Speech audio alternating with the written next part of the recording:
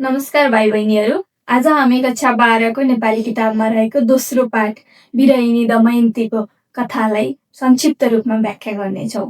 बिरहिनी दमयन्ती कक्षा 12को हाम्रो नेपाली पाठ्यक्रमको दोस्रो पाठमा रहेको छ। यो कथा एउटा पौराणिक कथा हो।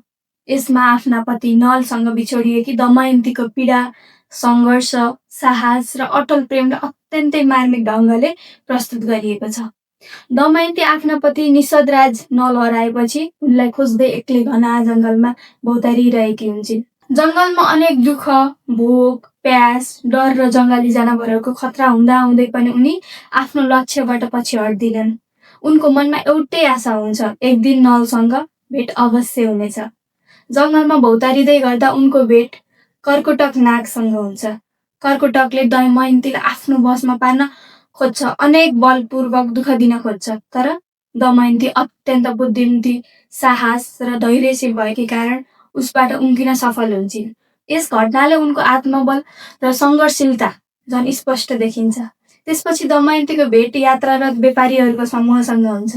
उनीहरू चेदीतर्फ जाँदै गरेका हुन्छन्।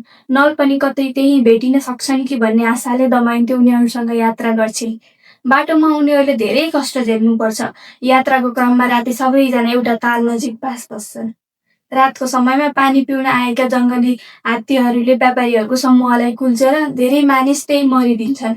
त्यो अत्यन्त दुःखद घटना हुँदै पनि दमयन्ती आफ्नो उद्देश्यबाट विचलित हुँदै हुँदिनन्। उनको मनमा के हुन्छ त भन्दा एक दिन जसरी पनि म आफ्नो पतिसँग भेट चाहिँ हुन्छ, मेरो भेट भन्न उनी चाहिँ नडराइकन आफ्नो उद्देश्यबाट चाहिँ विचलित नभइकन बसेकी हुन्छन्।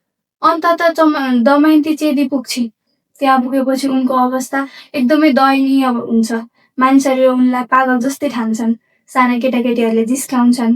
तर उनी आफ्नो वास्तविक परिचय नखोली स्वैरन्ध्री भनेर राजकुमारी सुनन्दाको सेविका बनेर बस्छिन्। उनको अन्तिम उद्देश्य के हुन्छ त? उनको अन्तिम उद्देश्य भनेकै आफ्नो पति नललाई खोज्नु नै हुन्छ। यस कथाले नारीको प्रेम, निष्ठा, धैर्य, साहस, सङ्घर्ष र अटल जस्ता विश्वासले प्रस्तुत गरेको छ। दमयन्तीले भोगेको दुःख र कष्टले साँचो प्रेममा कति ठुलो त्याग र सहनशीलता चाहिन्छ भन्ने पनि सन्देश यस कथाले दिएको छ।